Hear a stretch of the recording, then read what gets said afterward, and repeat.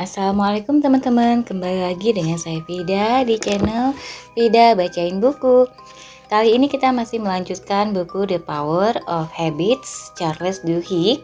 Saat ini kita sudah sampai di bagian 2, kebiasaan organisasi sukses. Dan di bab keempat, yaitu kebiasaan kunci atau balada Paul O'Neill. Kebiasaan mana yang paling berarti? Mari kita mulai. Bismillahirrahmanirrahim. 1. Pada suatu hari yang berangin kencang, bulan Oktober 1987, sekumpulan investor dan analis saham terkemuka Wall Street berkumpul di ruang pesta satu hotel Manhattan yang bergengsi. Mereka di sana untuk berjumpa dengan CEO baru Aluminium Company of America, atau dikenal sebagai Alcoa. Perusahaan yang selama nyaris seabad telah memproduksi beraneka ragam barang, mulai dari kertas aluminium yang membungkus coklat Hershey Kisses dan logam kaleng Coca-Cola, sampai sekrup yang mempertahankan keutuhan satelit. Pendiri Alcoa telah menemukan proses peleburan aluminium seabad sebelumnya, dan sejak saat itu Alcoa telah menjadi salah satu perusahaan paling besar di dunia. Banyak orang di antara hadirin yang telah menanamkan jutaan dolar dalam saham Alcoa dan menikmati laba yang lancar. Tapi selama setahun terakhir, para investor mulai menggerutu. Manajemen Alcoa berkali-kali salah melangkah, secara gegabah mencoba berekspansi, membuat produk-produk baru, sementara para pesaing mencuri pelanggan dan keuntungan mereka. Ada perasaan lega yang sungguh terasa ketika Dewan Komisaris Alcoa mengumumkan bahwa sudah waktunya hadir pemegang tampuk kepemimpinan baru. Namun perasaan lega itu berubah menjadi kegelisahan ketika pilihan Dewan Komisaris diumumkan. CEO baru adalah mantan birokrat pemerintahan bernama Paul O'Neill. Banyak orang di Wall Street tak pernah mendengar tentang dia. Sewaktu Alcoa menjadwalkan pertemuan perkenalan di ruang pesta Manhattan ini, setiap investor besar meminta undangan. Beberapa menit sebelum tengah hari, O'Neill diberi kesempatan naik ke panggung. Ia berusia 51 tahun, langsing dan mengenakan jas abu-abu bergaris putih serta dasi merah. Rambutnya putih dan posturnya tegak bagaikan prajurit. Ia melangkah mendaki undakan-undakan dan tersenyum hangat. Ia terlihat berwibawa, kukuh, percaya diri, bagaikan seorang eksekutif kepala. Kemudian ia membuka mulut. "Saya ingin membicarakan dengan Anda mengenai keamanan pekerja," ia berkata. Setiap tahun banyak pekerja Alcoa yang cedera sedemikian parah sehingga mereka terpaksa cuti bekerja. Catatan keselamatan kerja kita lebih baik daripada angkatan kerja Amerika pada umumnya, terutama bila mengingat bahwa para pegawai kita bekerja dengan logam sepanas 1500 derajat dan mesin-mesin yang bisa merenggut lengan orang sampai copot. Tapi itu tidak cukup. Saya berniat menjadikan Alcoa perusahaan paling aman di Amerika. Saya berniat untuk mengejar nol cedera. Hadirin bingung. Pertemuan-pertemuan seperti itu biasanya mengikuti naskah yang bisa diperkirakan. Seorang CEO baru akan memulai dengan perkenalan, membuat lawakan palsu yang mengejek diri sendiri, sesuatu tentang bagaimana ia tidur melulu sewaktu di Harvard Business School, lantas menjanjikan untuk meningkatkan laba dan menurunkan biaya. Berikutnya ia akan mencela pajak, aturan bisnis, dan terkadang dengan semangat yang sepertinya menunjukkan bahwa ia punya pengalaman langsung di pengadilan perceraian pengacara. Terakhir, pidato akan diakhiri dengan hujanan istilah sinergi, pengetatan, dan kompetisi. Dan sesudahnya semua orang bisa kembali ke kantor, yakin bahwa kapitalisme masih baik-baik saja. O'Neill tidak menyebut apa-apa soal keuntungan. Ia tidak menyinggung soal pajak. Tidak ada soal menggunakan alignment untuk meraih keuntungan win-win pasar sinergistik. Orang-orang yang hadir menduga karena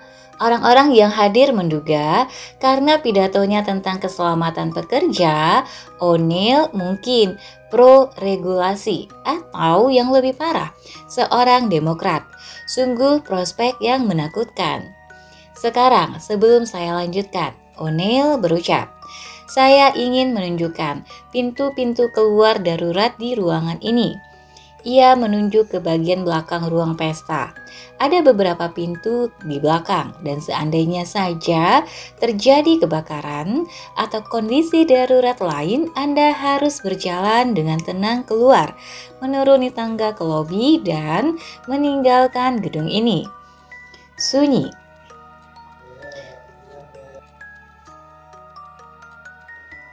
Sunyi, satu-satunya sunyi yang terdengar adalah dengung lalu lintas melalui jendela.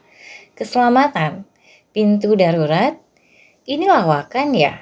Salah seorang investor di antara hadirin tahu O'Neill pernah di Washington DC pada tahun 60-an. Pasti pecandu obat nih, pikirnya. Akhirnya, ada yang mengangkat tangan dan menanyakan soal inventaris di divisi antariksa. Seorang lagi menanyakan mengenai rasio modal perusahaan. "Saya rasa Anda tidak mendengar saya," sahut O'Neill. "Bila Anda ingin memahami kabar Alcoa, Anda perlu melihat angka keselamatan tempat kerja kita. Bila kita menurunkan tingkat cedera, itu bukan karena omong kosong yang terkadang Anda dengar dari CEO lain. Itu karena orang-orang di perusahaan ini telah bersepakat untuk menjadi bagian sesuatu yang penting. Mereka mengabdikan diri untuk menciptakan kebiasaan yang baik. Keselamatan akan menjadi tanda bahwa kita membuat kemajuan dalam mengubah kebiasaan kita di seluruh lembaga ini. Kita akan dinilai seperti itu." Para investor di ruangan itu bergegas keluar ramai-ramai ketika presentasi itu berakhir. Yang satu berlari-lari kecil ke lobi, menemukan telepon umum dan menelpon 20 klien terbesarnya. "Saya bilang, Dewan mengangkat hippie edan dan dia bakal matikan perusahaan ini," si investor bercerita kepada saya. "Saya suruh mereka jual saham mereka segera, sebelum semua orang lain di ruangan itu mulai menelpon klien-klien mereka dan menyuruh jual saham Alcoa juga." Itulah nasihat terburuk yang saya berikan di sepanjang karir saya. Dalam setahun setelah pidato O'Neill, laba Alcoa mencetak rekor tertinggi.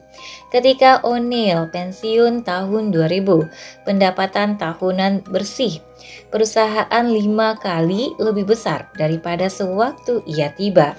Dan kapitalisasi pasarnya telah naik sebesar 27 miliar dolar.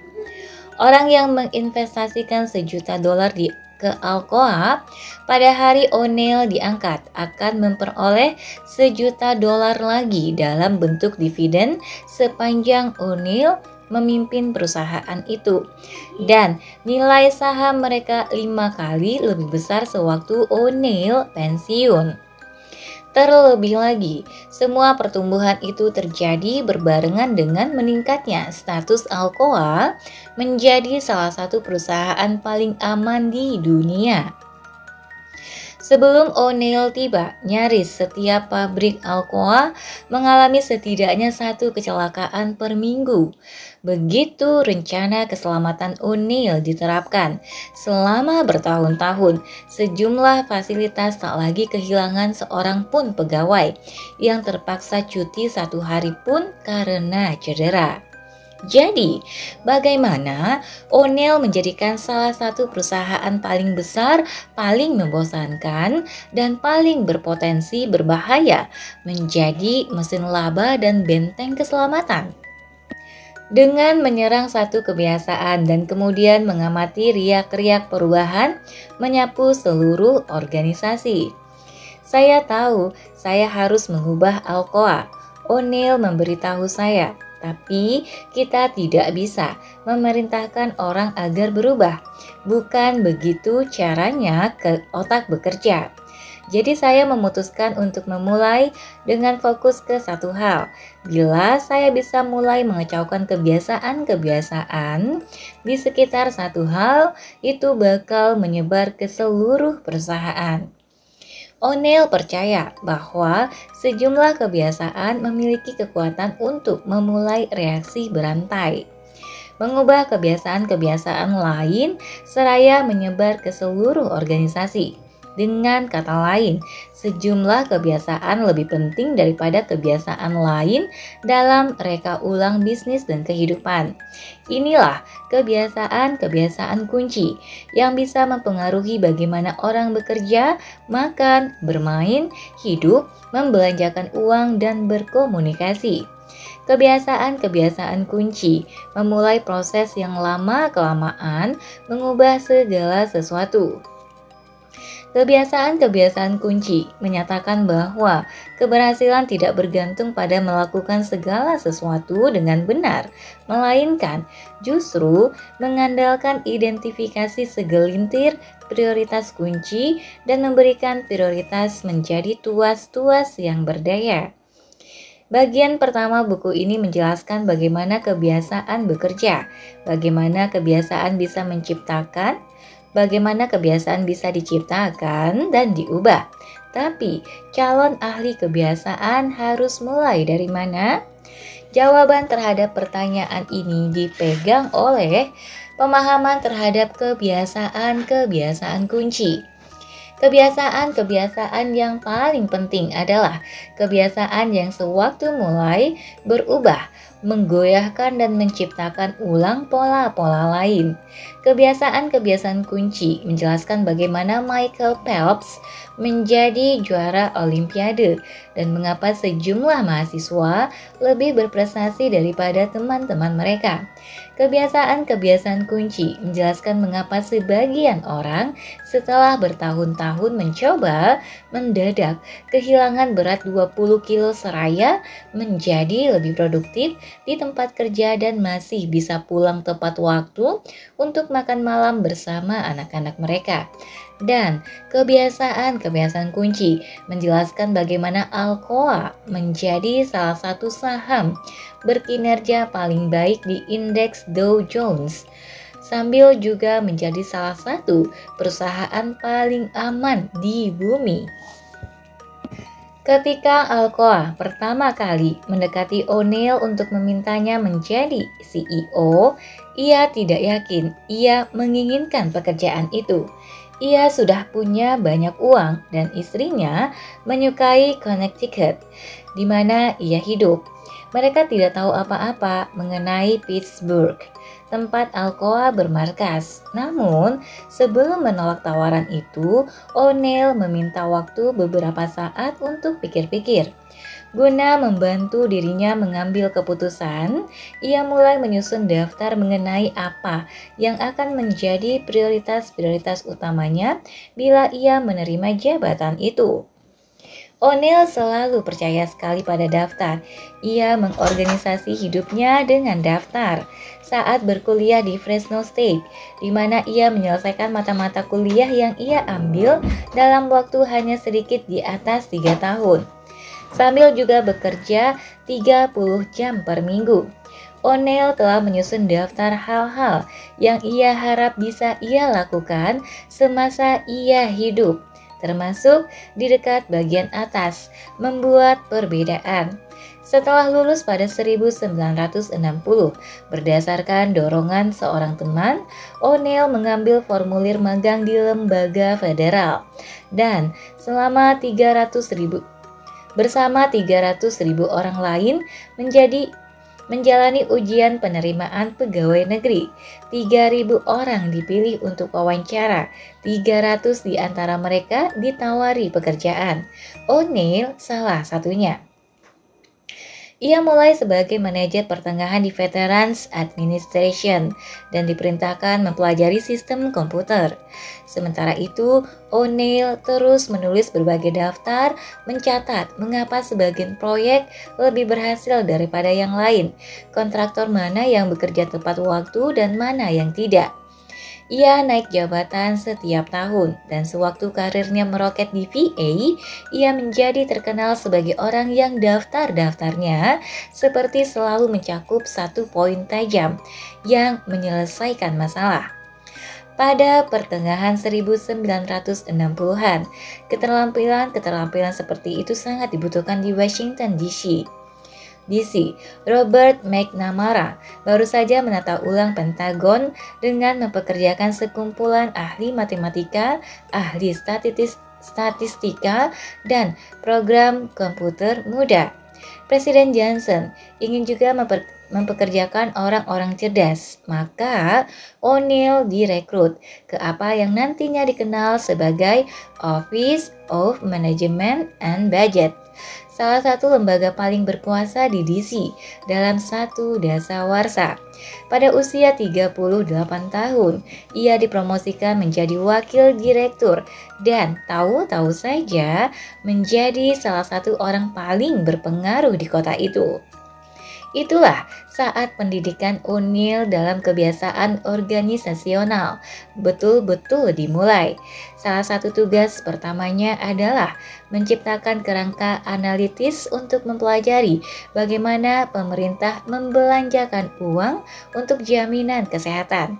Ia dengan cepat menemukan bahwa upaya pemerintah yang seharusnya dipandu oleh aturan-aturan logis dan prioritas-prioritas yang dipertimbangkan matang, sebenarnya didorong oleh proses-proses institusional janggal yang dalam banyak segi beroperasi seperti kebiasaan. Bukannya membuat keputusan, birokrat dan politisi malah menanggapi tanda-tanda dengan rutinitas otomatis guna memperoleh ganjaran, misalnya naik pangkat atau terpilih kembali.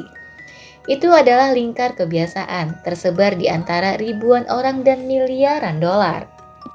Misalnya, setelah Perang Dunia II, Kongres menciptakan program untuk membangun rumah sakit komunitas. 1/4 abad kemudian, program itu masih berjalan dan setiap kali para pembuat undang-undang mengalokasikan dana jaminan kesehatan baru, para birokrat lekas-lekas mulai membangun. Kota-kota tempat rumah sakit baru terletak tidak selalu membutuhkan kamar pasien baru.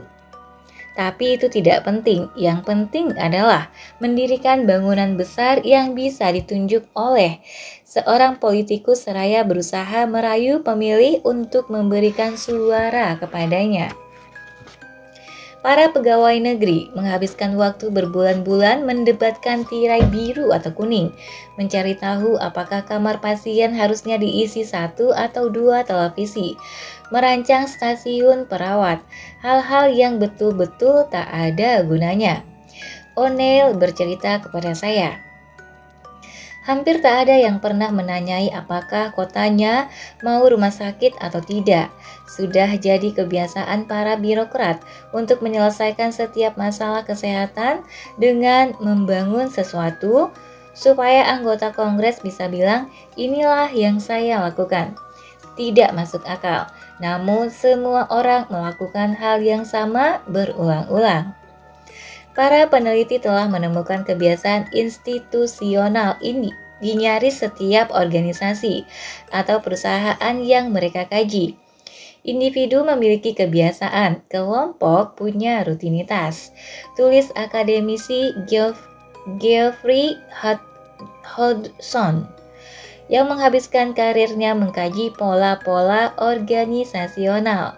Rutinitas adalah analog kebiasaan di tingkat organisasi. Bagi O'Neill, kebiasaan-kebiasaan macam itu tampak berbahaya. Kita pada dasarnya memasrahkan pengambilan keputusan kepada suatu proses yang terjadi tanpa betul-betul disertai pemikiran, O'Neill berkata. Namun, di lembaga-lembaga lain di mana perubahan sedang berlangsung, kebiasaan-kebiasaan organisasional yang baik mulai mendatangkan kesuksesan. Sejumlah departemen di NASA, misalnya, memperbaiki diri dengan secara sengaja memperkenalkan rutinitas organisasi yang mendorong para insinyur untuk mengambil lebih banyak risiko. Ketika roket-roket tak berawak meledak saat lepas landas, para kepala departemen akan bertepuk tangan memuji, sehingga setiap orang tahu divisi mereka telah mencoba dan gagal. Namun setidaknya mereka mencoba. Pada akhirnya, ruang kendali misi dipenuhi tepuk tangan setiap kali sesuatu yang mahal meledak. Itu menjadi kebiasaan organisasional, atau ambillah contoh Environmental Protection Agency yang didirikan pada 1970.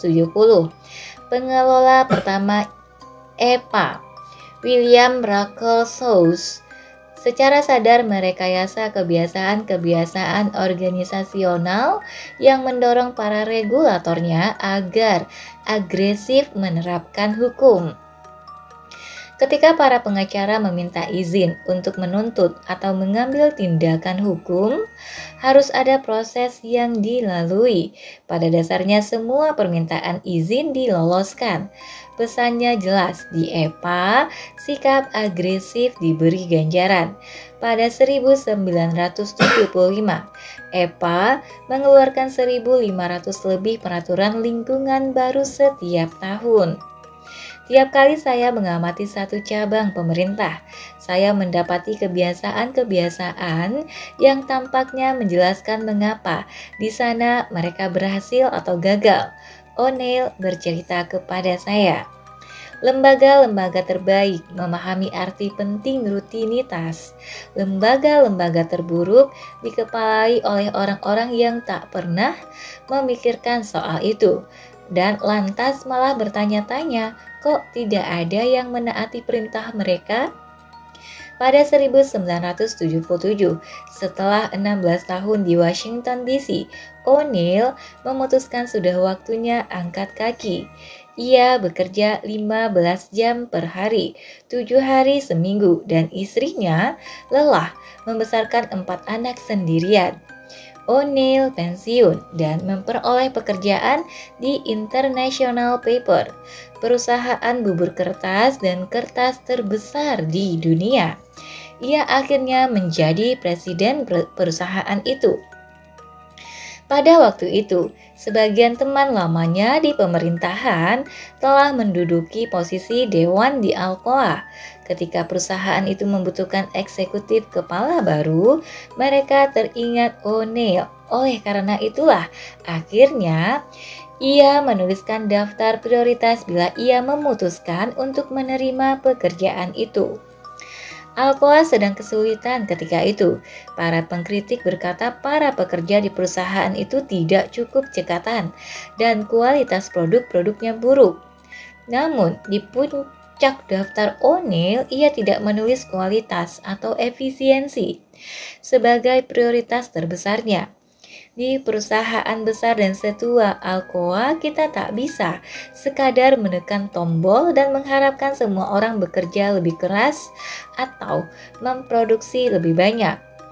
CEO sebelumnya telah mencoba memerintahkan berbagai perbaikan dan 15.000 pegawai malah mogok. Keadaan saat itu sedemikian parah sampai-sampai para pekerja membawa boneka-boneka ke lapangan parkir. memakaikan baju seperti manajer lantas membakarnya. Alcoa bukan keluarga yang bahagia. Seorang pegawai Alcoa masa itu memberitahu saya, seperti keluarga Manson, namun dengan tambahan logam cair. O'Neill berpikir bahwa prioritas paling utamanya bila ia menerima tawaran pekerjaan CEO Alcoa adalah sesuatu yang disepakati penting oleh tiap orang, serikat pekerja maupun eksekutif. Ia butuh satu fokus yang akan menyatukan orang-orang, yang akan memberinya kemampuan untuk mengubah cara orang bekerja dan berkomunikasi. Saya masuk ke dasar. Ia bertutur kepada saya. Semua orang berhak pulang kerja dengan selamat. Seperti ketika mereka datang kan? Kita tidak seharusnya khawatir kegiatan mencari nafkah untuk keluarga malah akan membunuh kita. Itulah yang saya putuskan sebagai fokus saya, mengubah kebiasaan keselamatan setiap orang. Di puncak daftarnya, O'Neill menulis keselamatan dan menetapkan tujuan yang mengejutkan, 0 cedera, bukan 0 cedera pabrik, 0 cedera titik. Itulah komitmennya, tak peduli seberapa besar biayanya. O'Neill memutuskan untuk menerima pekerjaan itu. Saya benar-benar senang di sini, O'Neill berucap di hadapan satu ruangan penuh pekerja di pabrik peleburan logam di Tennessee. Beberapa bulan sebelum ia diangkat. Jalannya tak selalu mulus.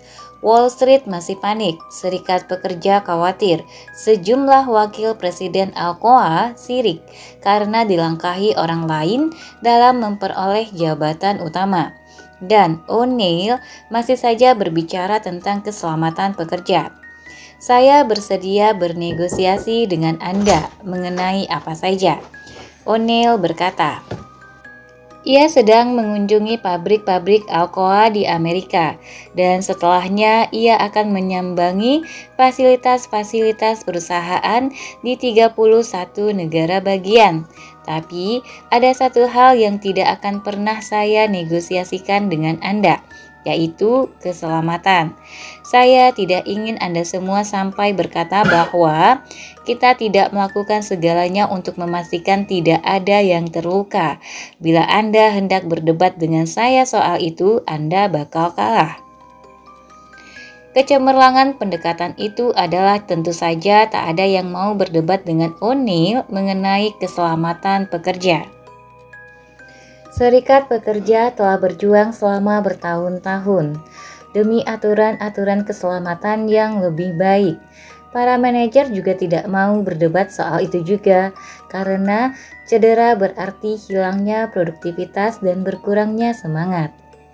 Tapi yang tidak disadari sebagian besar orang adalah bahwa rencana O'Neill untuk mencapai 0 segera melibatkan penyusunan ulang paling radikal dalam sejarah Alcoa. O'Neill percaya kunci untuk melindungi para pegawai Alcoa adalah memahami mengapa cedera terjadi. Dan untuk memahami mengapa cedera terjadi, kita harus mempelajari bagaimana proses produksi bisa sampai salah. Untuk memahami bagaimana bisa ada kesalahan, kita harus mendatangkan orang-orang yang bisa mendidik para pekerja mengenai kendali kualitas dan proses-proses kerja yang paling efisien, sehingga lebih mudah untuk melakukan segala hal dengan benar. Sebab kerja yang benar juga berarti kerja yang lebih nyaman. Dengan kata lain, guna melindungi pekerja, Alcoa perlu menjadi perusahaan aluminium paling baik dan paling rapi di bumi. Rencana keselamatan O'Neill pun dengan demikian didasarkan pada lingkar kebiasaan. Ia mengidentifikasi satu tanda sederhana, cedera pegawai. Ia memperkenalkan satu rutinitas otomatis setiap kali ada yang cedera. Presiden unit harus melaporkan kepada O'Neill dalam 24 jam dan mempresentasikan rencana untuk memastikan cedera itu tak akan pernah terjadi lagi dan ada ganjarannya. Orang yang dipromosikan hanyalah yang mengikuti sistem tersebut. Presiden-presiden unit sibuk dibuatnya untuk mengontrak O'Neil dalam 24 jam setelah cedera. Untuk mengontak O'Neil dalam 24 jam setelah cedera.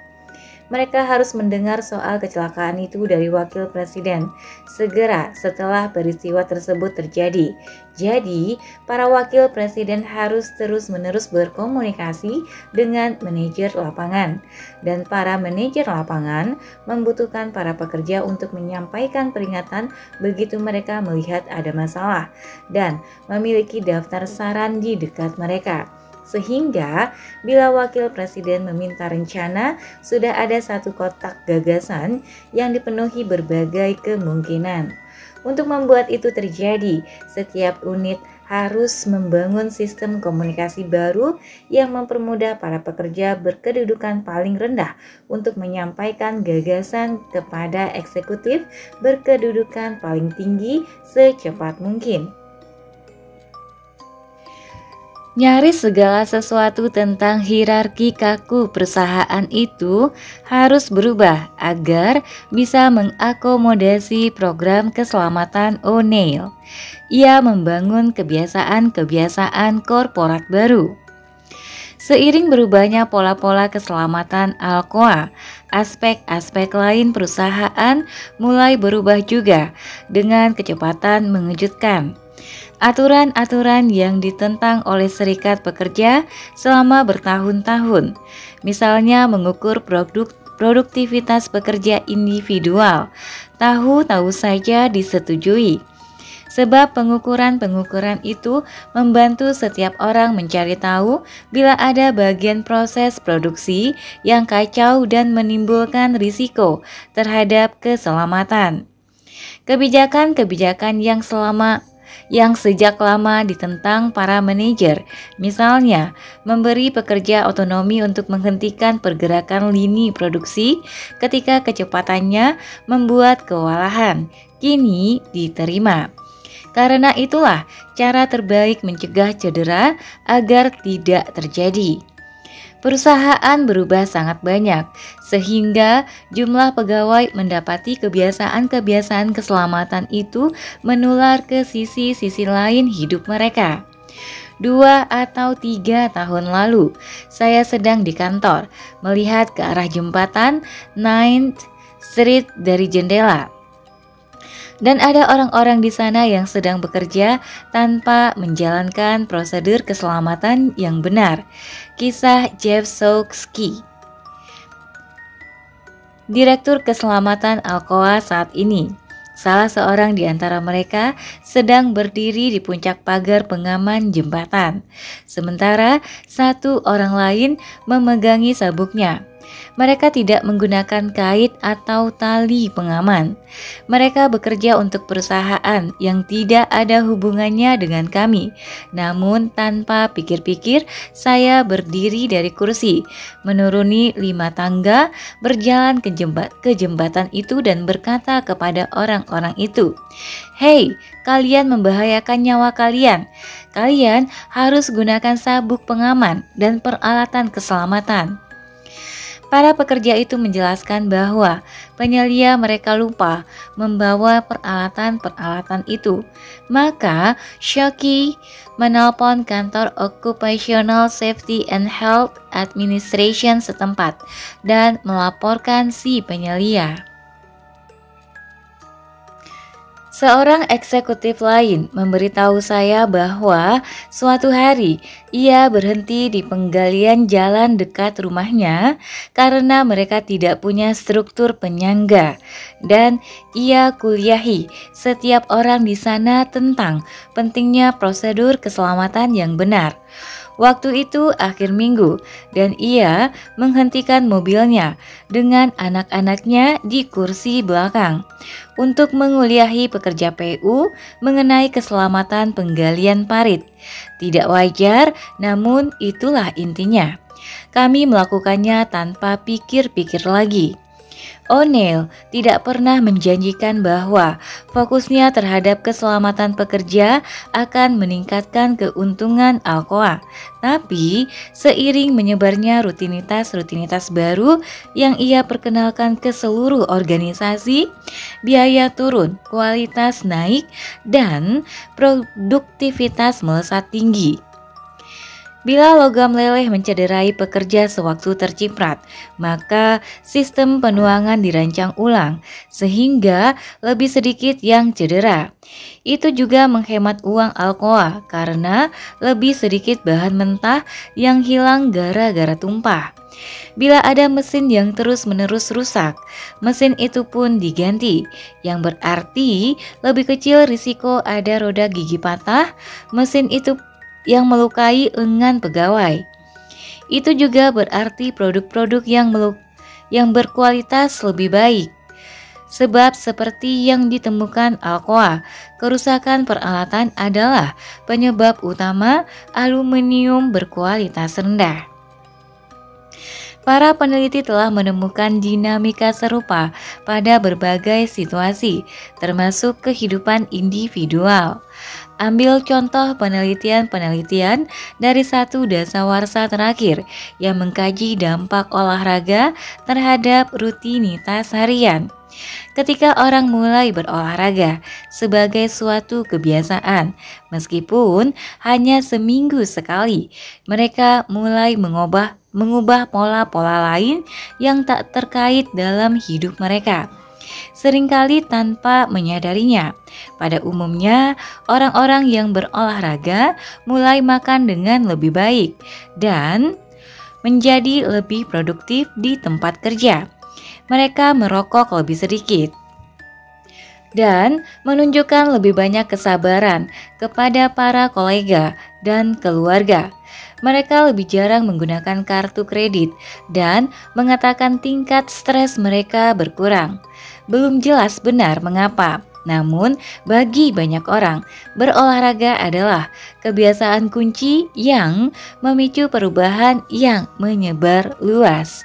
Olahraga menular kemana-mana, kata James Prochaska, peneliti di University of Rhode Island. Ada sesuatu tentangnya yang menjadikan kebiasaan-kebiasaan baik lain lebih mudah.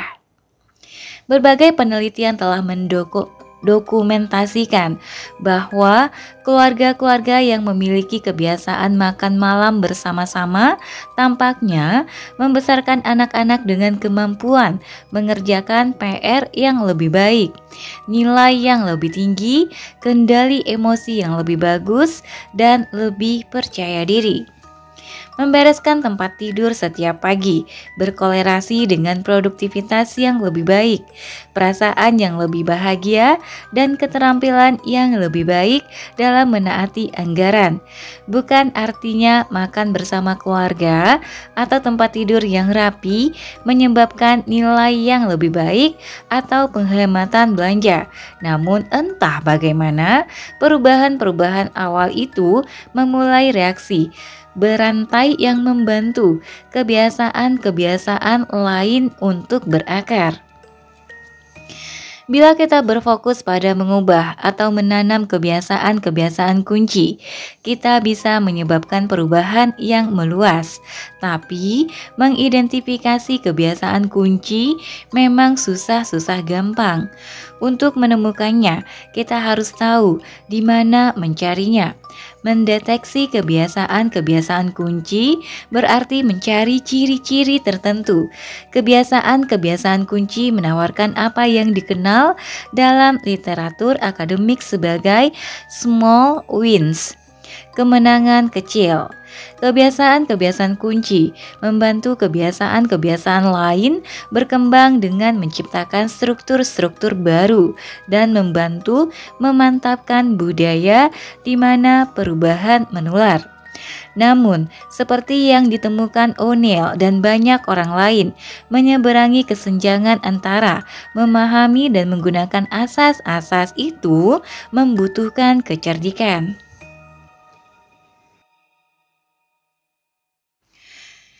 2.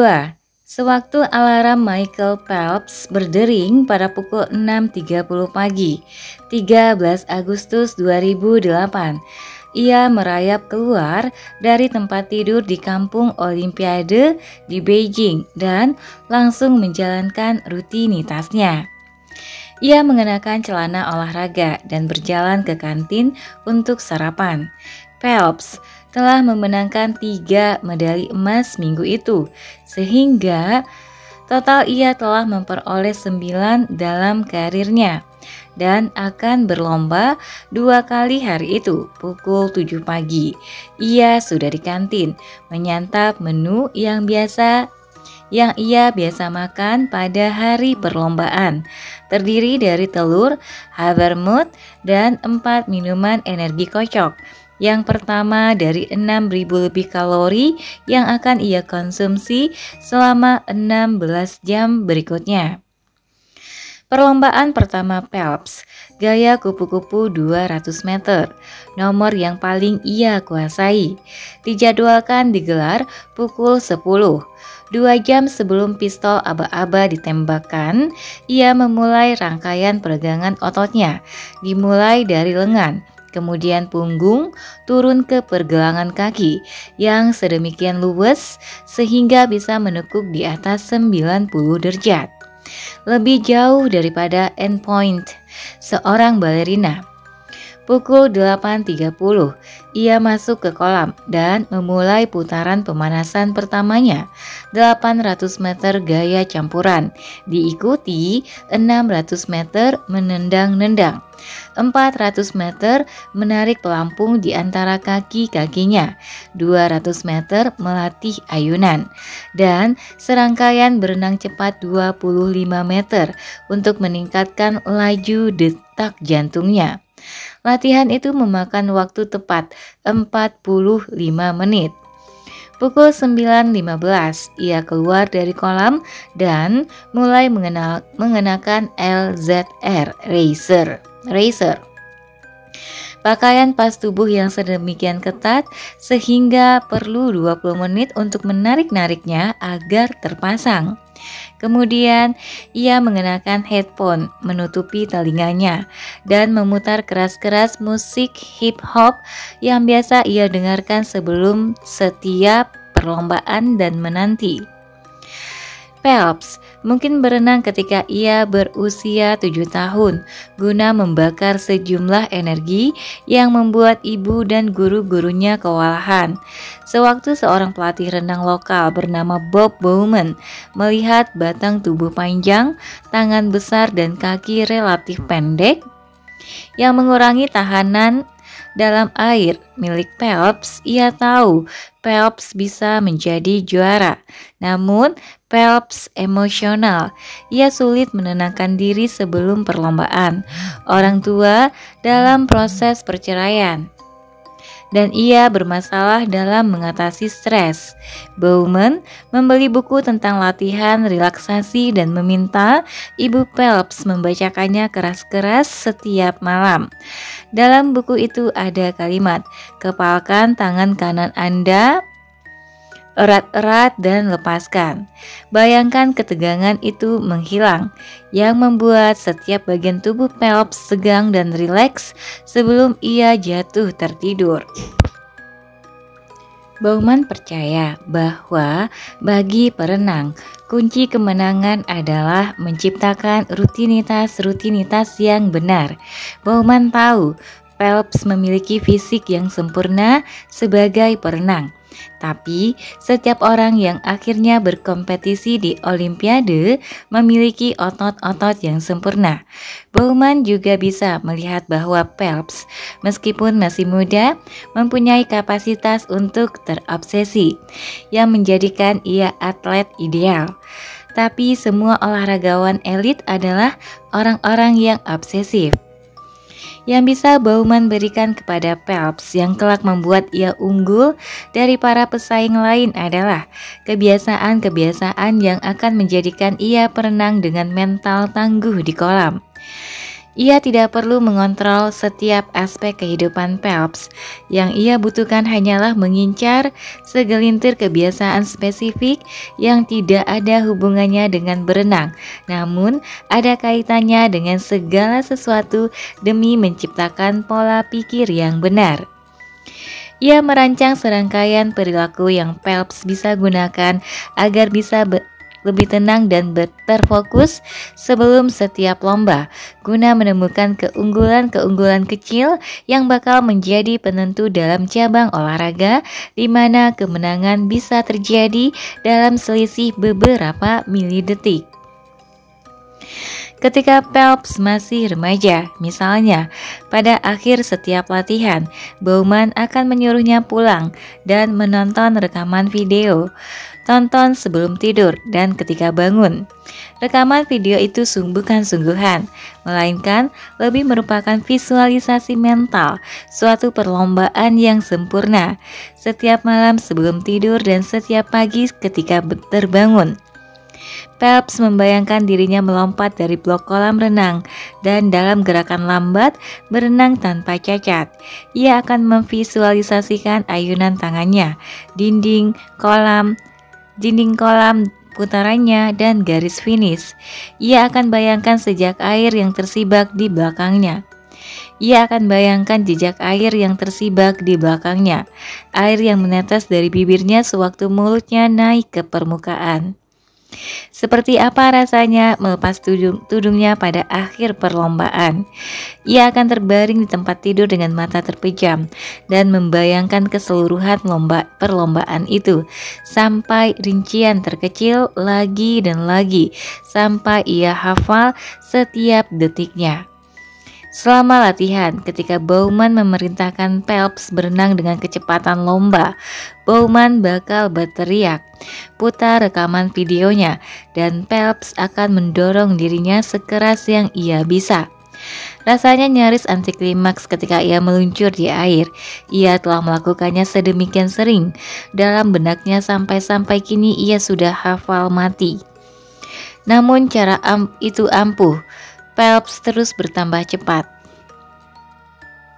Pada akhirnya, yang perlu Bowman lakukan sebelum perlombaan hanyalah berbisik, siapkan rekaman videonya, dan Phelps akan membabat perlombaan itu dengan tenang.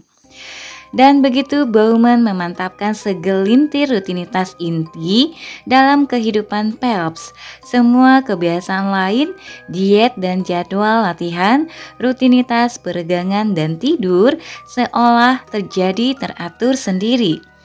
Di inti alasan mengapa kebiasaan-kebiasaan itu sedemikian efektif dan menjadi kebiasaan kunci adalah apa yang dalam literatur akademik dikenal sebagai kemenangan kecil. Kemenangan kecil tepat seperti kedengarannya dan merupakan bagian cara kebiasaan kunci menciptakan perubahan yang meluas. Banyak sekali penelitian yang telah menunjukkan bahwa kemenangan kecil memiliki daya luar biasa, pengaruh yang jauh lebih besar daripada pencapaian kejayaan itu sendiri. Kemenangan kecil adalah penerapan konstan suatu keunggulan kecil. Seorang Profesor Cornell menulis pada 1984, begitu satu kemenangan kecil tercapai, bergeraklah kekuatan-kekuatan yang membuat kemenangan kecil lain lebih mudah tercapai. Kemenangan-kemenangan kecil mendorong perubahan-perubahan transformatif dengan mengungkit keunggulan-keunggulan kecil menjadi pola-pola yang meyakinkan orang bahwa mereka bisa meraih pencapaian yang lebih besar. Misalnya, ketika organisasi-organisasi hak-hak homoseksual mulai berkampanye melawan homofobia pada 1960-an, upaya awal mereka hanya membuahkan serangkaian kegagalan. Mereka mendorong dihapuskannya hukum-hukum yang digunakan untuk menyeret kaum homoseksual ke pengadilan dan kalah telak di DPR. Guru-guru mencoba menciptakan kurikulum untuk membina remaja homoseksual dan dipecat karena menyarankan agar homoseksualitas diterima. Sepertinya, tujuan-tujuan lebih besar komunitas homoseksual mengakhiri diskriminasi dan pelecehan polisi meyakinkan American Psychiatric Association agar berhenti mendefinisikan homoseksualitas sebagai penyakit mental tak bisa diraih. Kemudian pada awal 1970-an, gugus tugas pembebasan kaum homoseksual American Library Association memutuskan untuk fokus ke satu tujuan sederhana, meyakinkan Library of Congress untuk mengubah klasifikasi buku-buku mengenai gerakan pembebasan homoseksual dari HQ 71-471, hubungan seksual abnormal termasuk kejahatan seksual, ke kategori lain yang lebih halus. Pada 1972, setelah menerima surat yang meminta perubahan klasifikasi, Library of Congress setuju membuat perubahan itu, mengklasifikasi ulang buku-buku tersebut ke satu kategori yang baru, diciptakan HQ 76.5. Homoseksualitas, lesbianisme, gerakan pembebasan homoseksual, gerakan homofil. Itu adalah perubahan kecil pada suatu kebiasaan institusional lama dalam menyusun buku-buku di rak. Namun efeknya sungguh mengguncang. Kabar mengenai kebijakan baru itu menyebar ke seluruh Amerika Serikat. Organisasi-organisasi hak homoseksual yang mengangkat soal keberhasilan itu mulai menyelenggarakan pengumpulan dana. Dalam beberapa tahun, politikus-politikus yang secara terbuka mengakui mereka homoseksual mengikuti pemilihan umum di California, New York, Massachusetts, dan Oregon. Banyak di antara mereka yang mengatakan terilhami oleh keputusan Library of Congress. Pada 1973, American Psychiatric Association, setelah bertahun-tahun perdebatan internal, mengganti definisi homoseksualitas sehingga bukan lagi dianggap gangguan mental, membuka jalan bagi tembusnya hukum-hukum negara yang mengilegalkan diskriminasi karena orientasi seksual. Dan semua itu bermula dari satu kemenangan kecil. Oke, di sini kita harus hati-hati ya, meskipun kecil jangan dianggap sepele ya guys. Oke, lanjut. Kemenangan-kemenangan kecil tidak berpadu dalam bentuk yang rapi, linear, dan berangkai. Dengan setiap langkah sebagai langkah yang semakin mendekati suatu tujuan yang ditentukan sebelumnya. Tulis Carl Weick, seorang ahli psikologi organisasi termuka. Yang lebih umum terjadi adalah situasi ketika kemenangan-kemenangan kecil terpencar-pencar. Bagaikan percobaan-percobaan mini yang menguji teori-teori tersirat mengenai penolakan dan kesempatan dan mengungkapkan sumber daya maupun rintangan yang tak terlihat sebelum situasi itu muncul. Tepat itulah yang terjadi pada Michael Phelps ketika Bob Bowman mulai bekerja sama dengan Phelps dan ibunya dalam menggarap kebiasaan kunci berupa visualisasi dan relaksasi. Bowman maupun Phelps tak punya gagasan mengenai apa yang mereka lakukan. Kami bereksperimen, mencoba-coba berbagai hal berbeda sampai kami menemukan yang ampuh. Bowman bercerita kepada saya, pada akhirnya kami menemukan bahwa paling baik untuk berkonsentrasi pada momen-momen kecil keberhasilan dan mengembangkan momen-momen itu menjadi pemicu mental. Kami garap momen-momen itu menjadi rutinitas. Ada serangkaian hal yang kami lakukan sebelum setiap perlombaan yang dirancang agar Michael merasa sedang membangun kemenangan.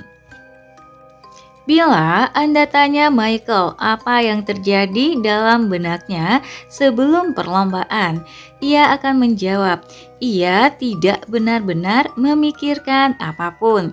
Ia hanya mengikuti program, tapi itu tidak benar. Yang terjadi adalah kebiasaan-kebiasaannya mengambil alih.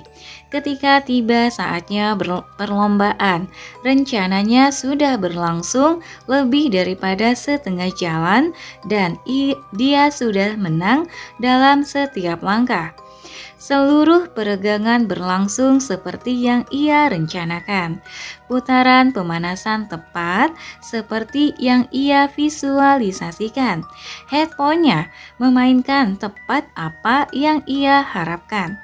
Perlombaan sesungguhnya hanyalah satu langkah lain dalam pola yang telah dimulai sebelumnya pada hari itu, dan hasilnya tak lain dan tak bukan adalah kemenangan.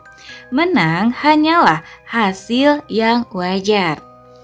Kembali ke Beijing pukul 9.56 pagi. 4 menit sebelum perlombaan dimulai dan Phelps berdiri di belakang blok startnya. Sedikit melompat-lompat sambil berjinjit. Ketika pembaca pengumuman menyebutkan namanya, Phelps melangkah naik ke blok start, seperti yang selalu ia lakukan sebelum perlombaan, dan kemudian turun lagi. Seperti yang ia selalu lakukan juga, ia mengayunkan lengan-lengannya 3 kali, seperti yang ia selalu lakukan sebelum setiap pertandingan sejak ia berusia 12 tahun. Ia naik lagi ke bloknya, mengambil ancang-ancang, dan ketika pistol ditembakkan, melompat. Phelps tahu terjadi sesuatu yang salah begitu ia mengantam air. Ada air di dalam kacamata renangnya. Ia tidak tahu apakah air itu bocor dari atas atau bawah. Namun ketika muncul ke permukaan dan mulai berenang, ia harap kebocoran itu tidak akan terlalu parah. Tapi pada balik arah kedua, segala sesuatu semakin kabur. Sewaktu ia mendekati balik arah ketiga dan putaran terakhir, kedua belah kacamata renangnya penuh air. Phelps tidak bisa melihat apa-apa. Tidak garis di sepanjang dasar kolam, tidak tanda T hitam yang menandai dinding yang sudah dekat. Ia tidak bisa melihat berapa ayunan yang tersisa. Bagi kebanyakan perenang, kehilangan penglihatan di tengah-tengah perlombaan final Olimpiade akan menyebabkan panik. Phelps tenang. Segala hal lain hari itu telah berjalan sesuai rencana. Kaca mata renang yang bocor adalah gangguan kecil, namun Phelps siap menghadapinya. Bowman pernah menyuruh Phelps berenang di satu kolam Michigan dalam gelap karena percaya bahwa Phelps harus siap menghadapi kejutan. Sejumlah rekaman video dalam benak Phelps berisi masalah-masalah seperti itu. Ia telah berlatih secara mental bagaimana mengatasi gangguan akibat kaca mata renang. Sewaktu memulai putaran terakhirnya, Phelps memperkirakan berapa banyak ayunan yang akan dibutuhkan untuk dorongan terakhir, 19 atau 20, mungkin 21, dan mulai menghitung. Ia merasa sepenuhnya rileks waktu berenang dengan kekuatan penuh. Di tengah-tengah putaran itu, ia mulai meningkatkan usahanya. Lesatan terakhir yang telah menjadi salah satu teknik utamanya dalam mengalahkan lawan. Pada ayunan ke-18, ia mulai mengantisipasi keberadaan dinding. Ia bisa mendengar penonton bersorak, namun karena tidak bisa melihat apa-apa, ia tidak tahu apakah mereka menyorakinya atau orang lain. Ayunan ke-19, lantas ke-20. Rasanya ia butuh satu lagi. Itulah yang dikatakan rekaman video dalam benaknya. Ia melakukan ayunan ke-21 yang besar, meluncur dengan lengan terjulur dan menyentuh dinding. Perhitungannya sempurna. Sewaktu ia melepaskan kacamata renangnya dan melihat ke arah papan skor, ada tulisan WR, World Record, rekor dunia, di samping namanya. Ia baru saja meraih satu lagi medali emas. Ya ampun, merinding guys bacanya. Keren ya. Lanjut.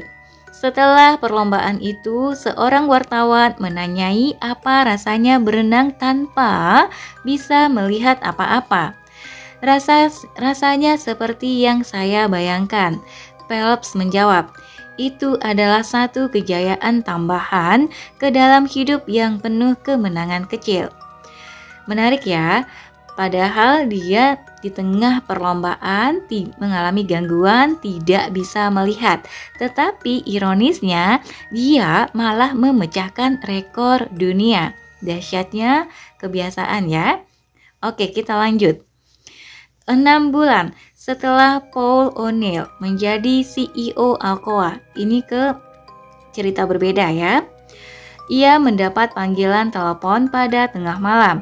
Yang menelepon adalah seorang manajer pabrik di Arizona. Panik, mengatakan bahwa satu mesin ekstrusi aluminium digunakan untuk mencetak batangan aluminium berhenti beroperasi, dan bagaimana salah satu pekerja, seorang laki-laki muda yang baru bergabung dengan perusahaan mereka beberapa minggu sebelumnya, yang menginginkan pekerjaan itu karena menawarkan jaminan kesehatan bagi istrinya yang sedang hamil, mencoba melakukan perbaikan. Ia melompati tembok pengaman kuning yang mengelilingi mesin itu dan berjalan melintasi rongga mesin. Ada sepotong aluminium yang tersangkut di engsel sebatang lengan ayun mesin sepanjang 6 kaki. Si pekerja muda menarik potongan aluminium itu sampai terlepas. Mesin itu pun kembali bekerja. Di belakang si pekerja, lengan mesin mulai berayun lagi ke arah kepalanya. Kepala si pekerja remuk, terhantam lengan itu. Ia tewas seketika. 16 jam kemudian, O'Neill memerintahkan semua eksekutif pabrik, juga para pejabat tinggi Alcoa di Pittsburgh, untuk menggelar rapat darurat. Selama sebagian besar hari itu, mereka dengan saksama melakukan reka ulang kecelakaan itu dengan berbagai diagram dan menonton rekaman video berulang-ulang. Mereka mengidentifikasi lusinan kesalahan yang turut andil menyebabkan kematian laki-laki itu, termasuk 2 manajer yang melihatnya melompati tembok pengaman namun tidak menghentikannya. Program pelatihan yang tidak menekankan kepada laki-laki itu bahwa ia tidak akan disalahkan bila proses produksi terhenti. Kurangnya instruksi bahwa ia harus mencari manajer sebelum mencoba memperbaiki sendiri. Dan ketiadaan sensor untuk secara otomatis mematikan mesin bila ada yang melompat ke dalam rongga. Kita membunuh orang ini. O'Neill yang bermimik suram berkata kepada para peserta rapat. Ini kegagalan saya sebagai pemimpin. Saya menyebabkan kematiannya. Dan ini kegagalan Anda semua dalam rantai komando. Para eksekutif di ruangan itu terperanjat. Tentu saja yang terjadi adalah kecelakaan tragis. Tapi kecelakaan tragis adalah bagian kehidupan di Alcoa. Alcoa adalah perusahaan raksasa dengan para pegawai yang menangani logam membara dan mesin-mesin yang berbahaya. Paul datang sebagai orang luar dan ada banyak yang skeptis sewaktu ia berbicara tentang keselamatan. Kata Bill O'Rourke, seorang eksekutif tinggi. Kami pikir paling-paling hal itu berlangsung beberapa minggu. Lantas ia akan mulai fokus ke hal lain. Namun rapat itu betul-betul mengguncang setiap orang. Ia serius mengenai keselamatan, cukup serius sampai-sampai bermalam-malam ia tak bisa tidur karena memikirkan seorang pegawai yang tak pernah ia jumpai. Waktu itulah berbagai hal mulai berubah. Dalam seminggu setelah pertemuan itu, semua pagar pengaman di pabrik-pabrik Alcoa dicat ulang dengan warna kuning cerah. Dan kebijakan-kebijakan baru diterapkan. Para manajer memberitahu para pegawai agar jangan sungkan menyarankan perawatan secara proaktif. Dan aturan-aturan ditegaskan agar tidak ada yang mencoba perbaikan yang tidak aman. Ketelitian yang tersulut kembali itu mendatangkan penurunan tingkat kecelakaan mencolok dalam jangka pendek. Alcoa mengalami kemenangan kecil.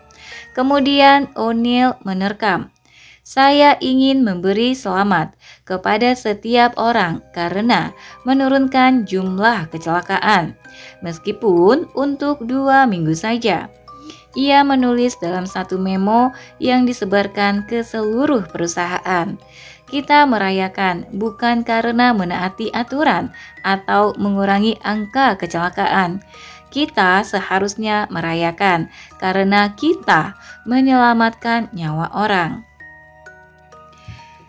Para pekerja menyalin catatan itu dan menempelkannya di loker mereka. Seseorang menggambar lukisan mural yang menampilkan O'Neill di salah satu tembok pabrik peleburan. Dengan kutipan dari memo tersebut diterakan di bawahnya. Seperti rutinitas Michael Phelps yang tidak ada kaitannya dengan berenang, namun berkaitan dengan segala tentang kesuksesannya. Maka upaya-upaya O'Neill pun mulai membengkak menjadi perubahan-perubahan yang tidak ada kaitannya dengan keselamatan, namun tetap saja transformatif. Saya berkata kepada para pegawai upahan, kalau manajemen Anda tidak peduli masalah keselamatan, telepon saya saja di rumah, ini nomor saya. O'Neill bercerita kepada saya. Para pekerja mulai menelepon, namun mereka bukan mau berbicara soal kecelakaan. Mereka ingin membicarakan beraneka macam gagasan hebat. Pabrik Alcoa yang memproduksi dinding aluminium untuk rumah, misalnya, bertahun-tahun kesulitan karena para eksekutif mencoba mengantisipasi warna-warna yang populer dan malah selalu salah menebak. Mereka akan membayar jutaan dolar kepada para konsultan untuk memilih warna-warna cat dan 6 bulan kemudian gudang akan disarati kuning matahari. Dan mendadak saja kehabisan hijau pemburu yang amat diminati. Suatu hari, seorang pegawai tingkat rendah mengajukan saran langsung sampai ke manajer umum. Bila semua mesin cat ditaruh berdekatan, mereka bisa mengganti campuran pigmen cat dengan lebih cepat dan menjadi lebih cekatan dalam menanggapi perubahan permintaan pelanggan. Dalam setahun, laba dari dinding aluminium berlipat dua. Kemenangan-kemenangan kecil yang bermula dari fokus O'Neill terhadap keselamatan menciptakan iklim yang memunculkan berbagai gagasan baru. Ternyata orang itu sudah 10 tahun menyarankan gagasan cat ini, namun tak pernah memberitahu pihak manajemen. Seorang eksekutif Alcoa bercerita kepada saya. Kemudian ia berpikir karena kami terus-menerus meminta rekomendasi mengenai keselamatan, mengapa tidak memberitahukan tentang gagasan lain ini? Dia seperti memberi kami nomor lotre yang menang undian. Ketika Paul O'Neill muda bekerja untuk pemerintah dan menciptakan kerangka kerja guna menganalisis pembelajaran federal untuk jaminan kesehatan, salah satu kekhawatiran terdepan yang menginggapi para pejabat adalah kematian bayi. Amerika Serikat waktu itu adalah salah satu negara termakmur di bumi. Namun, angka kematian bayinya lebih tinggi daripada sebagian besar Eropa dan beberapa bagian Amerika Selatan, terutama di daerah pedesaan.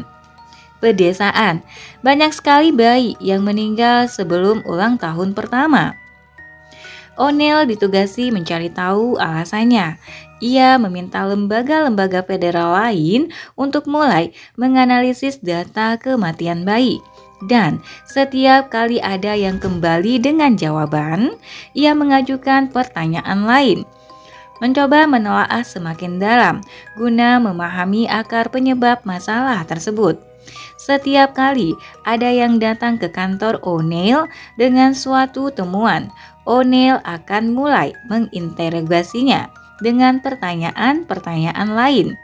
Ia membuat orang-orang gila dengan dorongan tanpa henti untuk menyelidiki lebih lanjut, untuk memahami apa yang sebenarnya terjadi. Saya suka sekali Paul O'Neill, tapi dibayar berapapun saya tak mau bekerja untuk dia lagi. Seorang pejabat berkata kepada saya, jawaban apa saja pasti dia ubah jadi 20 jam kerja lagi.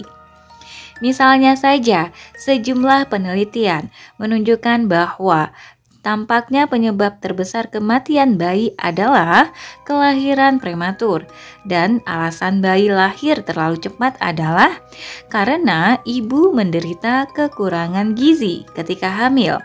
Jadi, untuk menurunkan tingkat kematian bayi, perbaiki gizi ibu. Sederhana kan? Namun, untuk menghentikan kekurangan gizi, perempuan harus memperbaiki diet sebelum mereka hamil. Yang berarti pemerintah harus mulai mendidik perempuan mengenai nutrisi sebelum mereka aktif secara seksual. Yang berarti para pejabat harus membuat kurikulum nutrisi untuk sekolah menengah. Sampai sejauh itu ya pemikirannya. Lanjut.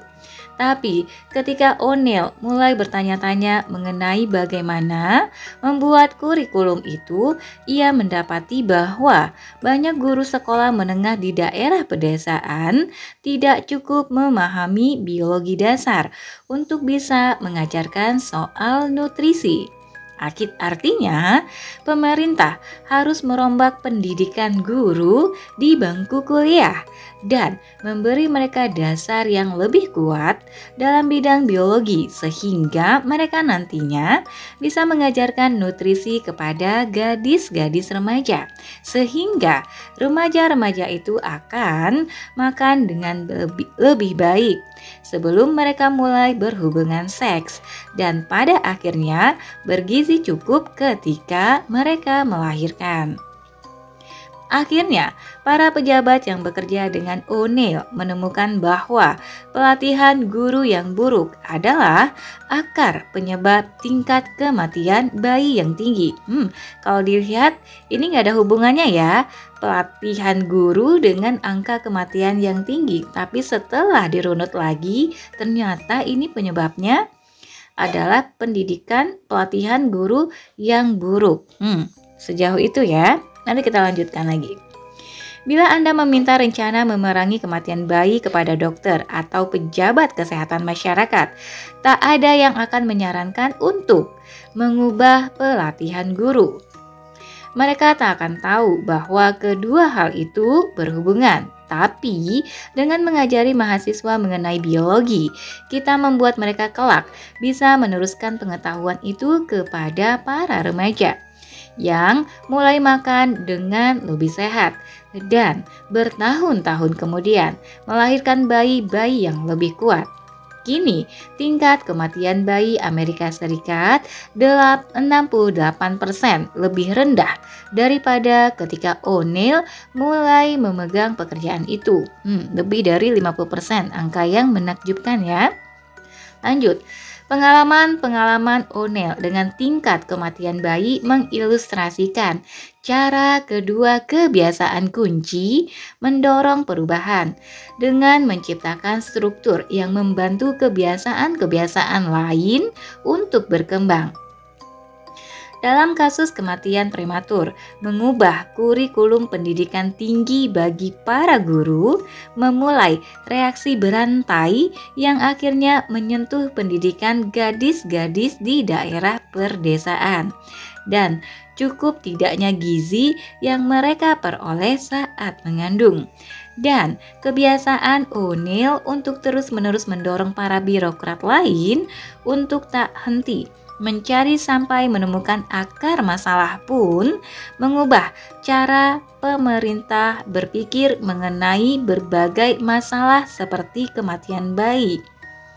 Oke, cara O'Neill ini sampai mengubah mindset, pola pikir ya dan sudut pandang pemerintahannya. Lanjut. Hal yang sama bisa terjadi pada kehidupan manusia. Misalnya, sampai sekitar 20 tahun lalu, dipercaya bahwa cara terbaik menurunkan berat adalah mengubah hidup secara radikal.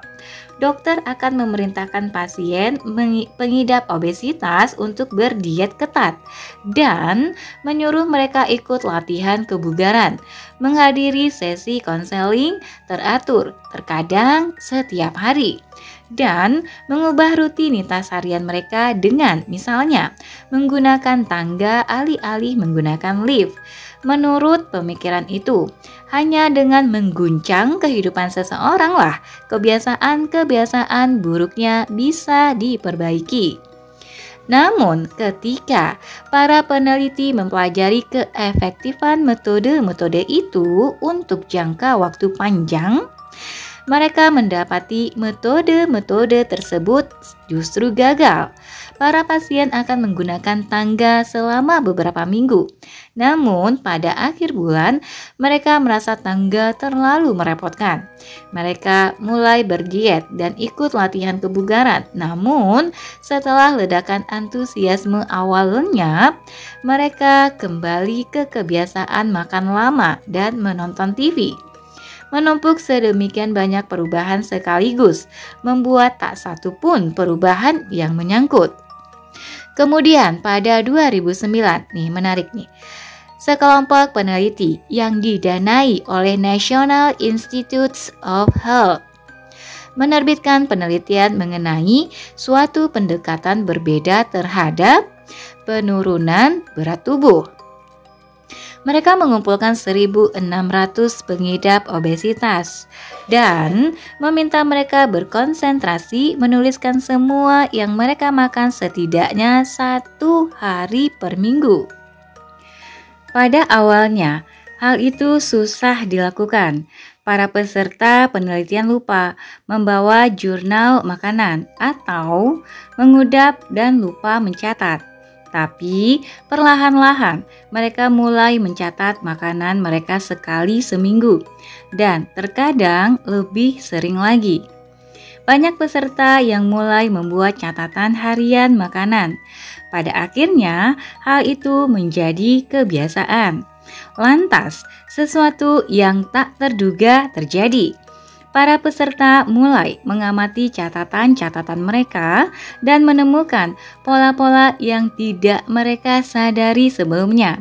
Sebagian menyadari bahwa mereka tampaknya selalu mengudap pada sekitar pukul 10 pagi, sehingga mereka mulai menyiapkan apel atau pisang di meja untuk kudapan menjelang siang.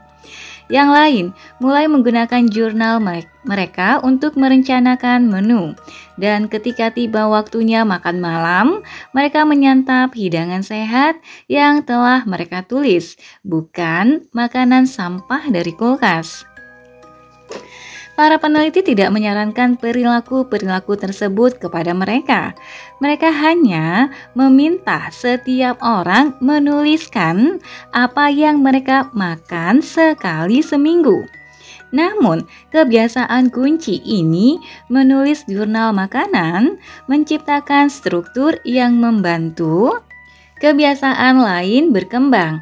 Setelah 6 bulan penelitian itu berjalan, orang-orang yang rajin menulis catatan harian, makan berat badannya turun 2 kali lebih banyak daripada orang-orang lain. Nah, ini salah satu contoh keajaiban menulis lagi nih teman-teman, seperti yang diterangkan dalam buku Brian Tracy yang Stop Berdalih. Nanti ada di bab 4. Menuliskan, nanti bisa cek di bukunya. Oke, lanjut. Setelah beberapa lama, jurnal itu jadi teringat terus. Salah seorang di antara mereka bertutur kepada saya. Saya mulai memikirkan hidangan dengan berbeda. Jurnal itu memberi saya sistem untuk memikirkan soal makanan tanpa menjadi depresi. Sesuatu yang serupa terjadi di Alcoa ketika O'Neill mengambil alih tampuk kepemimpinan. Seperti juga jurnal makanan menyediakan struktur bagi kebiasaan-kebiasaan lain untuk berkembang. Kebiasaan-kebiasaan keselamatan O'Neill menciptakan atmosfer yang memunculkan perilaku-perilaku lain. Pada awalnya, O'Neill mengambil langkah tak biasa, yaitu memerintahkan kantor-kantor Alcoa di seluruh dunia untuk saling terhubung dalam satu jejaring elektronik. Itu terjadi pada awal 1980-an, ketika komputer-komputer orang belum umum terhubung ke jejaring internasional yang besar.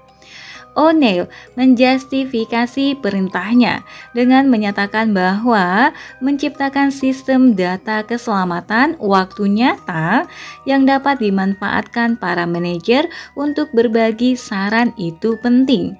Sebagai hasilnya, Alcoa mengembangkan salah satu sistem surat elektronik korporat skala dunia, sungguhan yang pertama. O'Neill membuka surat elektroniknya setiap pagi dan mengirimkan pesan untuk memastikan semua orang juga membuka surat masing-masing. Pada awalnya, jejaring itu digunakan terutama untuk membahas masalah-masalah keselamatan. Kemudian, ketika kebiasaan berkirim surat elektronik telah menjadi lebih tertanam dan nyaman, mereka mulai memuat berbagai informasi mengenai segala macam topik lain. Misalnya, kondisi pasar setempat, kuota penjualan, dan masalah bisnis. para eksekutif tingkat tinggi diminta setiap Jumat mengirimkan laporan yang bisa dibaca siapapun di perusahaan itu. Seorang manajer di Brasil memanfaatkan jejaring itu untuk mengirimkan data perubahan harga baja kepada seorang kolega di New York. Sang manajer New York menerima informasi itu dan dengan cepat mendatangkan laba bagi Alcoa di Wall Street. Dalam waktu tak lama, semua orang telah menggunakan sistem itu untuk berkomunikasi tentang segala hal. Saya mengirimkan laporan kecelakaan saya dan saya tahu semua orang lain membacanya. Jadi saya pikir mengapa tidak mengirimkan informasi harga atau laporan pengawasan terhadap perusahaan lain. Tutur seorang manajer kepada saya. Kami seperti dapat senjata rahasia. Para pesaing tak bisa menemukan cara kami melakukan semua itu. Ketika internet sudah marak, Alcoa berada di posisi sempurna untuk memetik manfaatnya. Kebiasaan O'Neill, keselamatan pekerja, telah menciptakan landasan yang mendorong praktik lain surat elektronik bertahun-tahun mendahului para pesaingnya. Pada 1996, Paul O'Neill telah berada di Alcoa selama nyaris 1 dasawarsa. Kepemimpinannya telah dipelajari oleh Harvard Business School dan Kennedy School of Government. Ia secara teratur disebut sebagai calon berpotensi untuk memegang jabatan Menteri Perdagangan atau Menteri Pertahanan. Para pegawainya dan serikat pekerja memberinya nilai. Di bawah pengawasannya, harga saham Alcoa telah meningkat di atas 200%. Pada akhirnya, ia menjadi sosok sukses yang diakui secara universal.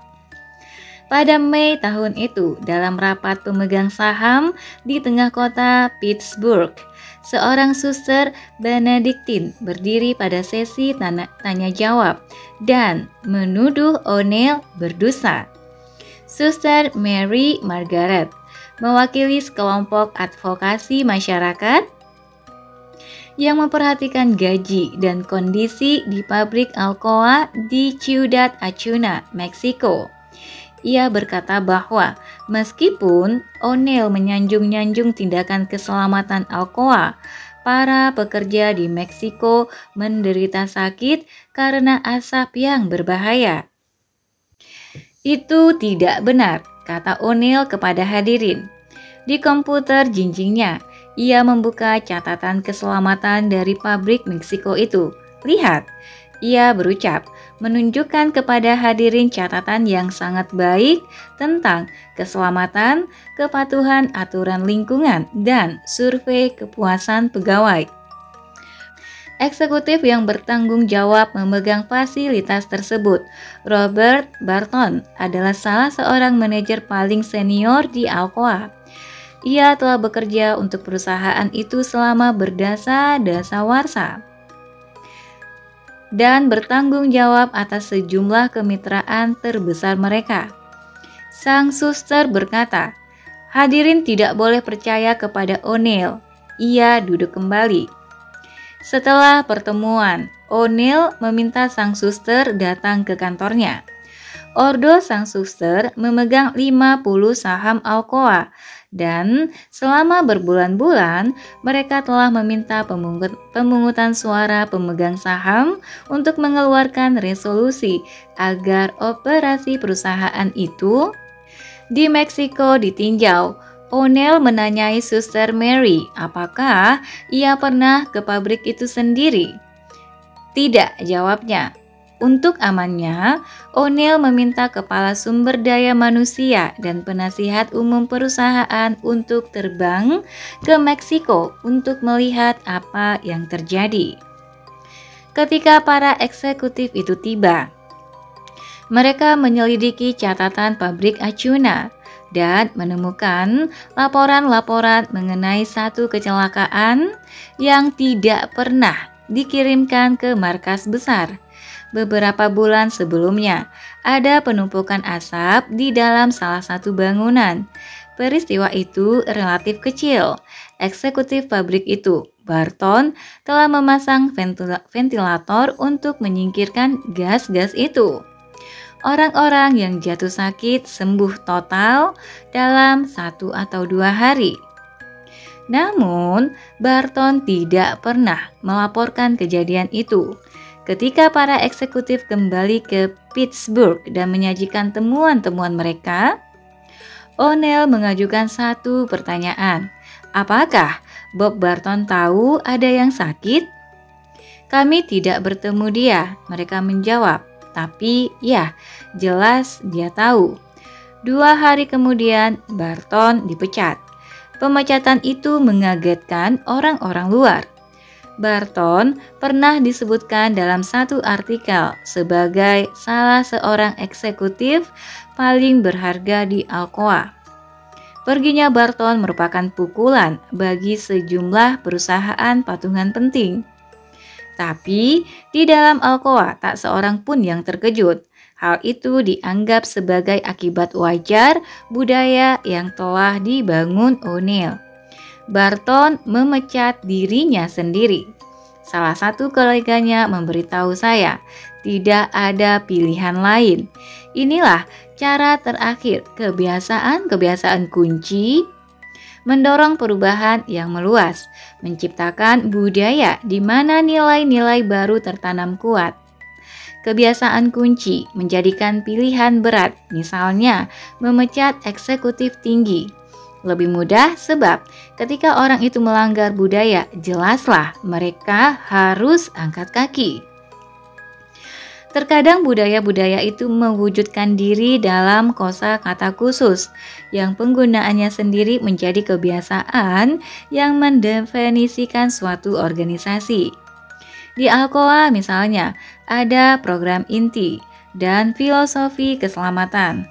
Frase-frase yang bertindak seperti koper berisi percakapan-percakapan menyeluruh tentang prioritas, tujuan, dan cara berpikir. Mungkin di perusahaan lain sulit untuk memecat seseorang yang telah begitu lama bekerja. O'Neill berkisah kepada saya. Buat saya tidak. Kan jelas nilai-nilai apa yang kami terapkan. Barton dipecat karena ia tidak melaporkan insiden itu, sehingga orang lain tak dapat kesempatan untuk belajar dari insiden. Tidak berbagi kesempatan belajar adalah dosa besar. Budaya tumbuh dari kebiasaan-kebiasaan kunci dalam setiap organisasi, terlepas dari apakah para pemimpin menyadarinya atau tidak. Misalnya, ketika mempelajari calon kadet angkatan baru di Akademi Militer West Point, para peneliti mengukur nilai rata-rata, kecakapan fisik, kemampuan militer, dan disiplin diri mereka. Tapi ketika mereka mencari korelasi antara faktor-faktor itu dengan apakah kadet akhirnya drop out atau lulus, mereka mendapati bahwa kesemua itu kalah berarti dibanding satu faktor yang para peneliti sebut sebagai grit, yang mereka definisikan sebagai kecenderungan untuk bekerja giat menghadapi tantangan, mempertahankan upaya dan minat selama bertahun-tahun, meskipun dihadang kegagalan, kesulitan, dan kemajuan yang mandek. Yang paling menarik mengenai grit adalah bagaimana grit timbul. Grit tumbuh dari budaya yang diciptakan para kadet itu sendiri, dan budaya itu sendiri seringkali muncul berkat kebiasaan-kebiasaan kunci yang mereka pelajari di West Point. Ada banyak sekali hal berat di sekolah ini. Salah seorang kadet bertutur kepada saya. Mereka menyebut musim panas pertama barak monster. Mereka ingin karena mereka ingin memelonco kita. Banyak sekali yang berhenti sebelum tahun ajaran dimulai. Namun saya bertemu sekelompok teman pada beberapa hari pertama saya di sini dan kami setiap pagi mulai berkumpul untuk memastikan semua orang merasa kuat. Saya mendatangi mereka bila saya merasa khawatir atau tertekan dan saya tahu mereka akan membantu saya kembali bersemangat. Hanya ada kami bersembilan dan kami menyebut diri kami Masketir. Tanpa mereka, saya pikir sebulan pun saya tak akan tahan di sini. Para kadet yang berhasil di West Point awalnya datang ke sekolah itu dengan bekal berbagai kebiasaan mental dan disiplin fisik. Tapi aset-aset tersebut hanya bisa membawa mereka sejauh itu. Agar berhasil, mereka membutuhkan satu kebiasaan kunci yang menciptakan suatu budaya. Misalnya, kumpul harian antar teman-teman yang berpikiran sama untuk membantu menemukan kekuatan guna mengatasi rintangan. Kebiasaan kunci mengubah kita dengan menciptakan budaya yang menegaskan nilai-nilai yang kita mungkin lupakan saat terpepet, harus mengambil keputusan sulit atau terjebak momen keraguan-raguan. Tahun 2000, O'Neill pensiun dari Alcoa dan atas permintaan dari Presiden George W. Bush yang baru terpilih, dia menjadi Menteri Keuangan. Ia meninggalkan jabatan Menteri Keuangan 2 tahun kemudian dan kini menghabiskan sebagian besar waktunya untuk mengajari rumah sakit mengenai bagaimana berfokus pada keselamatan pekerja dan kebiasaan-kebiasaan kunci yang bisa menurunkan tingkat kesalahan medis. Juga berperan di berbagai dewan komisaris perusahaan. Sementara itu, berbagai perusahaan dan organisasi di seluruh Amerika telah merengkuh gagasan untuk menggunakan kebiasaan kunci untuk menciptakan kembali tempat kerja. Di IBM misalnya, Lou Gerstner membangun ulang perusahaan tersebut dengan awalnya berkonsentrasi pada satu kebiasaan kunci, rutinitas penelitian dan penjualan IBM.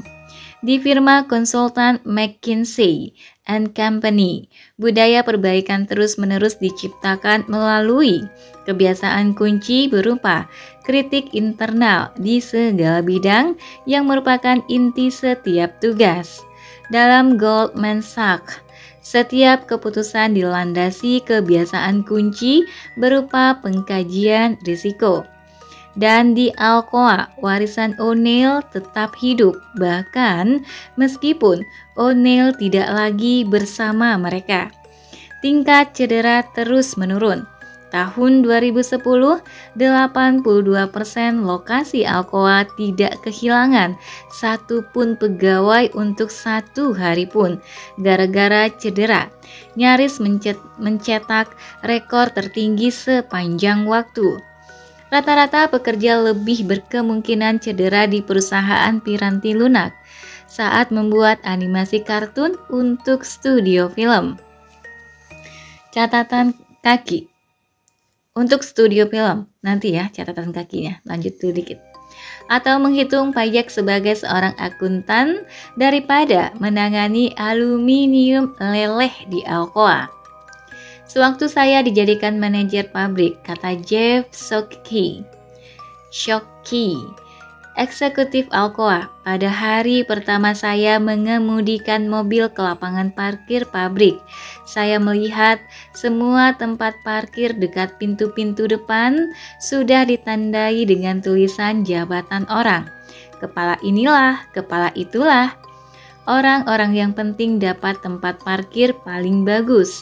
Hal pertama yang saya lakukan adalah menyuruh manajer perawatan sarana untuk menutup semua tulisan jabatan itu dengan cat. Saya ingin siapapun yang mengambil paling dulu, yang dapat tempat terbaik. Semua orang memahami pesannya.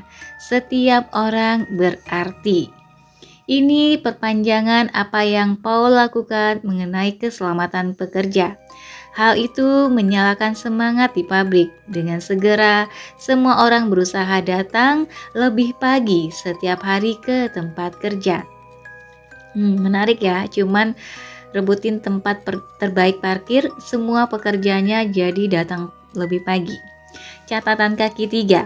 Masa jabatan O'Neill di Kementerian Keuangan tidak seberhasil karirnya di Alcoa.